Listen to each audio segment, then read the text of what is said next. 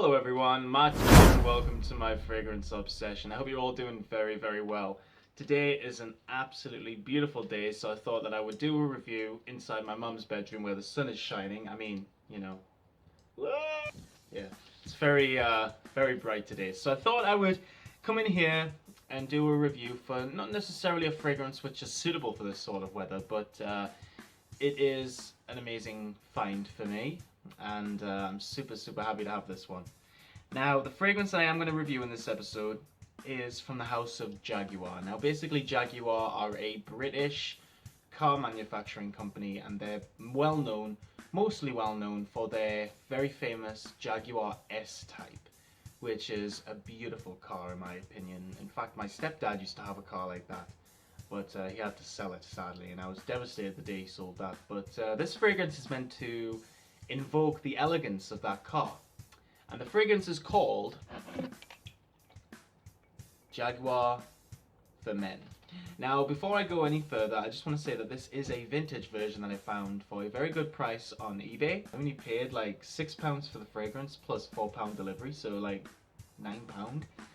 Not bad at all, considering it's vintage. And I do also have a newer formulation. So the version that you can find of the fragrance today is this version, which is good. As you can see, I'm just almost halfway through. Love wearing this one. So it made me think, you know what, I need to get a vintage version. So that's where I got this one from. It's absolutely stunning. So guys, welcome to this review. Stay tuned and we will talk about the presentation. Now, the presentation for Jaguar for Men, pretty much a beautiful bottle. We get this green glass. We get Jaguar in the older Jaguar font. We get the very famous Jaguar symbol above it. We get For Men underneath, and then on the bottom here we get Eau de Toilette. It's all in gold writing. The bottle itself is green. I've noticed that it's not as green as the newer bottle. I will show the newer bottle for you though as well. So yeah, there's a lot of changes in terms of its presentation, but the best part of this whole bottle is the cap. Obviously there's the spray. The cap is the nicest feature. We get this wood effect and we get the Jaguar on the top. It kind of looks like it's saying I really like that though. It's a beautiful colour. Looks very elegant, looks very classic. Parfums Jaguar, made in Germany, whereas the new version I believe is made in France. So there's a lot of changes in terms of the reformulation, but this is a review for this version right here. So yeah, that is the presentation for this fragrance, and it is Jaguar for Men by Jaguar. So right now guys, there are a lot of changes to my new videos coming up. I will be showing the notes differently and stuff, so I really do hope you enjoy this new feature. So let's do it. Let's look at the top notes for Jaguar for Men.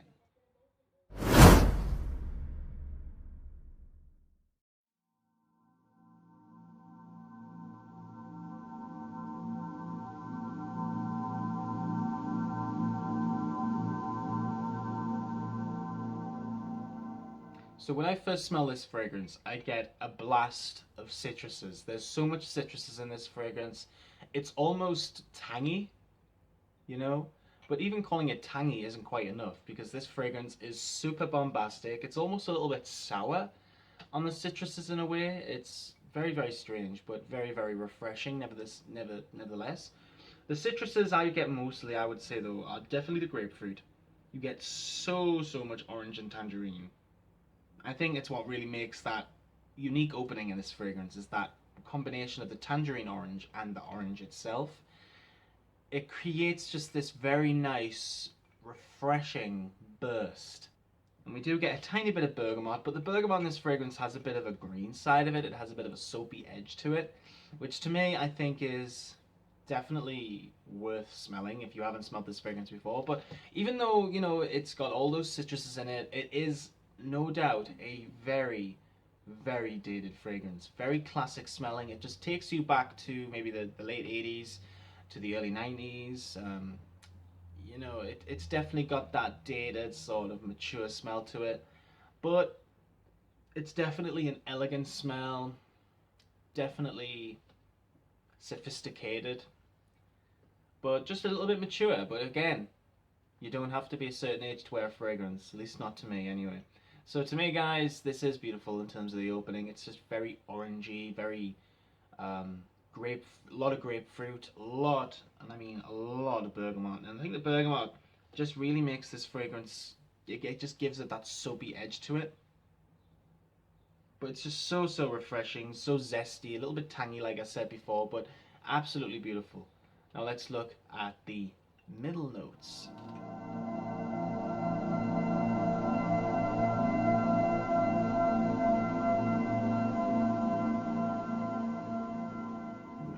So the middle notes, nutmeg and cloves. Okay, so I think when you first spray the fragrance, you get a lot of clove, if I'm honest with you. The clove is pretty much one of the most dominant notes in this whole fragrance, without a doubt. It's just the fact that the cloves does come off a little bit strong, and it kind of reminds me of fragrances like, you know, Saw by Van Cleef & Arpels. You know how they have that green woody smell, that sort of nature trail smell, you know, it reminds you of the outdoors. This has that. It does have that. And I think it's caused a lot from the nutmeg and cloves. But, I mean, obviously much more in the base. There's a lot more woody, outdoorsy notes in the base, which I will be going over in a sec. But I think that the cloves and the nutmeg in this fragrance really give this fragrance a big, strong backbone. It just gives the fragrance structure. It gives the fragrance shape. It doesn't make it smell like none of the notes really don't know what to do together. You know, because I've smelled a lot of fragrances that are like that, and you just think to yourself, what is that smell? You know? This one is blended to perfection, by the way. And I know I'm talking about the vintage, and, you know, I have worn the new version quite a while, for a long time, actually, as I know the differences. Which I will be doing a video on in the near future, by the way, guys, comparing both. If you're interested, you'll have to let me know in the comments if you are. But I mean, this version is definitely better, no doubt about it. It's just, it's very, very herbal, but it's the cloves that really gives this fragrance an outdoorsy, woody feel. And I really like this, about this fragrance. It just gives it that, like I said, a body, a shape, a structure, and I just love it. Let's go on to the base notes right now.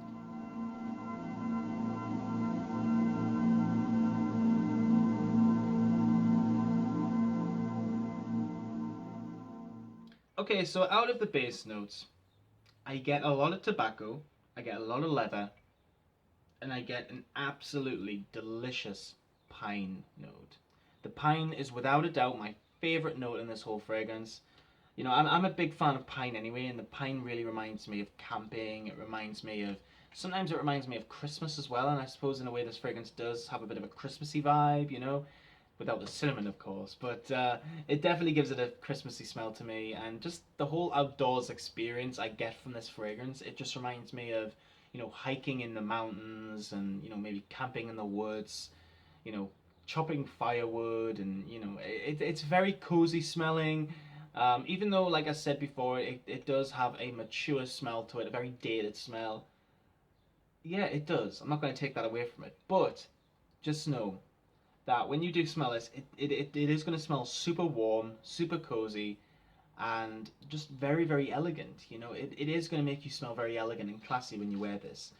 It's a great smell. It's definitely love-hate. I know a lot of people who don't like this, and that's understandable. I can definitely see why. I can see it, that it can be a little bit cloying sometimes. It can be a little bit too, you know, overpowering on the pine, and, you know, the tobacco and the leather, and maybe even the citruses in the top can come across as being a little bit too sour, like I said. But this is definitely a delicious fragrance. Definitely something which is a staple in my collection, especially this vintage version. I feel so lucky and honored to actually have a vintage bottle of this. I've always wanted to smell a vintage, and now that I have one, I feel great. If I'm honest with you, it's pretty amazing. So yeah, guys, in terms of the whole fragrance, a very tangy start, very sour on the citruses. You get a lot of grapefruit, a lot of tangerine, even a lot of orange, and a lot of the bergamot. You get it all basically, and when they're all combined, they create this very unique citrus. But the bergamot creates a green smell out of this, so it's a nice citrusy fragrance, but with more green notes added to it. So if you like that, you might like that. In terms of the middle notes, the nutmeg and the clove. Don't really get a lot of nutmeg, if I'm honest, but I do get a lot of that clove. So the clove creates this very outdoorsy, woody smell. Very, very nice. And in terms of the dry down, do get a lot of tobacco, a lot of leather, and a lot of pine. If I had to say another note that I did get a little bit, I would say I also got a bit of amber. But the amber isn't as strong as I would like it to be, but it is there, and it does create a bit of a sweetness in the dry down. So it is noticeable, but definitely a very nice pine fragrance. Definitely mature, but definitely something you need to check out, guys. It's an amazing fragrance, and I would highly recommend this version. Now, guys, let's check out my full overall rating on this fragrance. And I will see you all in the next episode. Take care of yourselves, and bye-bye for now.